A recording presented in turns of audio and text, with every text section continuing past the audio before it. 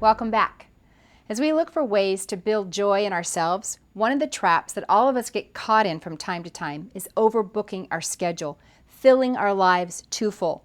I've heard it said that busyness fills a schedule, but fractures a family. It's so true. In fact, busyness will do more than fracture a family. It will kill joy. We don't intentionally set out to live such frantic lives, but somehow before we know it, we're committed to too many tasks, too many responsibilities, too many obligations, too many events, and we find ourselves saying yes when we should say no and saying no when we should say yes. I've also discovered about myself that I'm a terrific liar. I mean, my ability to deceive myself is epic. I have told myself so many times, this is only temporary. I won't live like this forever. Only to find that what was supposed to be temporary has become a way of life. I mean, yes, there are unusual seasons of busyness, but it's far too easy to let a season become a pattern, for crisis mode to become the routine. The antidote to busyness is balance.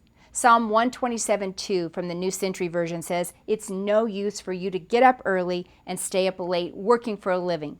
The Lord gives sleep to those He loves." But balance is tricky too. I have to tell you, but that's because achieving perfect balance is impossible.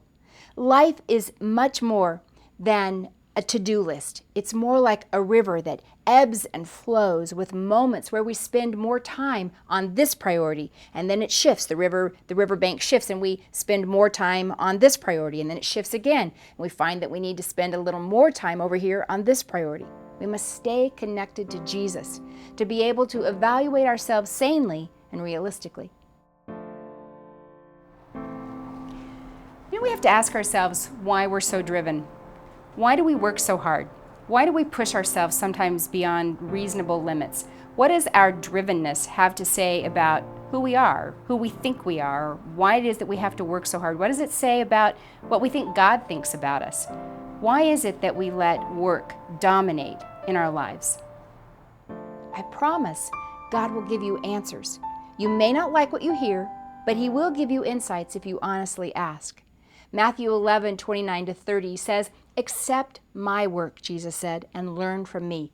I am gentle and humble in spirit, and you will find rest for your souls. The work that I ask you to accept is easy. The load I give you to carry is not heavy." So, either Jesus was a liar or we're missing something. And the obvious answer is we're missing something.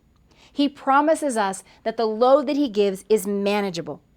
So if the pace of your life is wiping you out, leaving you with little space to experience joy, it's time to make a change. It's time to simplify, to reevaluate your priorities, and be willing to do the hard work of change. Most of us would rather whine and complain rather than actually do things differently. One of my favorite authors says this, "Why is the struggle so relentless? Because God wants to change us, and we don't want to be changed." Praying for you as you seek to choose joy.